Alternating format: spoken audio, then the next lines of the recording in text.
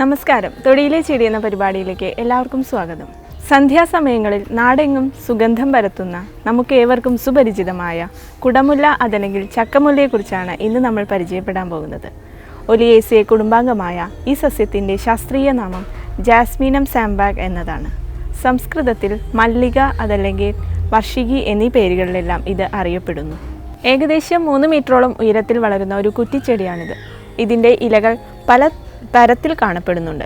അത് താരതമ്യേന കട്ടിയുള്ളതാണ്. വളരെ വലിയ പൂക്കളാണ് ഇവയ്ക്കുള്ളത്. അത് സുഗന്ധപൂരിതവുമാണ്. കറുപ്പു നിറത്തിൽ ഗോളാകൃതിയിലുള്ള ഫലങ്ങളും ഇവയ്ക്കുണ്ട്. ഇന്ത്യ, ബർമ്മ, സിലോൺ തുടങ്ങിയ രാജ്യങ്ങളിൽ ഇത് പൂവിൻ്റെ ആവശ്യത്തിനായി കൃഷി ചെയ്തു വരുന്നു.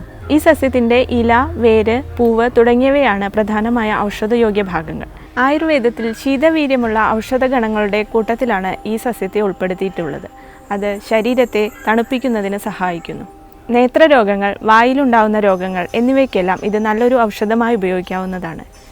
ഇതിൻ്റെ പൂവിൽ നിന്ന് കിട്ടുന്ന ബാഷ്പശീലമുള്ള തൈലം ചെവി, മൂക്ക്, വായ തുടങ്ങിയവയിൽ ഉണ്ടാകുന്ന ദുർഗന്ധങ്ങൾക്ക് നല്ലൊരു ഔഷധമായി ഉപയോഗിക്കാവുന്നതാണ്.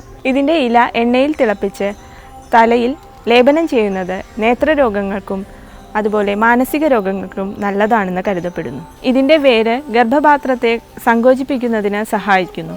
അതുപോലെ ഇതിൻ്റെ പൂക്കൾ മുലപ്പാൽ വറ്റിക്കുന്നതിനും ഉപയോഗിച്ചു വരുന്നു. ഇതിൻ്റെ കൂടുതൽ ഔഷധ പ്രയോഗങ്ങളെക്കുറിച്ച് ഡോക്ടർ CM ശ്രീകൃഷ്ണൻ നിങ്ങളോട് വിശദീകരിക്കുന്നതാണ്.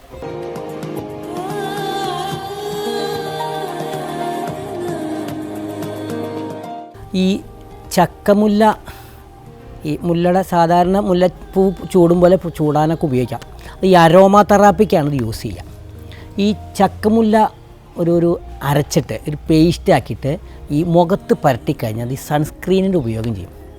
അതുപോലെ തന്നെ ഈ മുഖത്തുണ്ടാകുന്ന ചെറിയ ചെറിയ പാടുകൾ ഈ ചക്കമുല്ല അരച്ച് വെണ്ണയിൽ അരച്ചിട്ട് പേസ്റ്റ് ആക്കിയിട്ട് ഫേസ് പാക്ക് പോലെ വെച്ച് കഴിഞ്ഞാൽ നല്ല മൃദുത്വം ഉണ്ടാകും മുഖത്തിന് നല്ലൊരു ലെസ്ചർ, അതായത് ഭംഗി കൂടാനും നല്ലതാണ്. പിന്നെ ഈ അമിതമായ വിയർപ്പുള്ള ആൾക്കാർക്ക് ഈ ചക്കമുല്ല കുറച്ച് നേരം വെള്ളത്തിലിട്ട് വെച്ചിട്ട് ആ വെള്ളം കൊണ്ട് ഈ കക്ഷം അതുപോലെ ഈ ഒടിയൊക്കെ ഒന്ന് കഴുകിക്കഴിഞ്ഞാൽ ഈ വിയർപ്പ് കുറച്ച് കുറയും. പ്രത്യേകിച്ച് കുട്ടികളുടെ ഈ വിയർപ്പ് അധികമാകുമ്പോൾ ഒരു 10 വയസ്സിന് താഴെയുള്ള പെൺകുട്ടികൾക്കൊക്കെ ഈ കക്ഷത്ത് ചൊറപ്പുണ്ടെങ്കിൽ ഈ മുല്ലയുടെ പൂവ് വെള്ളത്തിലിട്ട് വയ്ക്കുക. എന്നിട്ട് അതൊരു അരമണിക്കൂർ ഇട്ട് വെച്ചാൽ ആ വെള്ളം കൊണ്ടൊന്ന് കക്ഷം കഴുകിയിട്ട് രാത്രി കിടന്നു കഴിഞ്ഞാൽ ആ വിയർപ്പ് നാറ്റും ആ കക്ഷത്തുണ്ടാകുന്ന വിയർപ്പും കുറച്ച് കുറയും.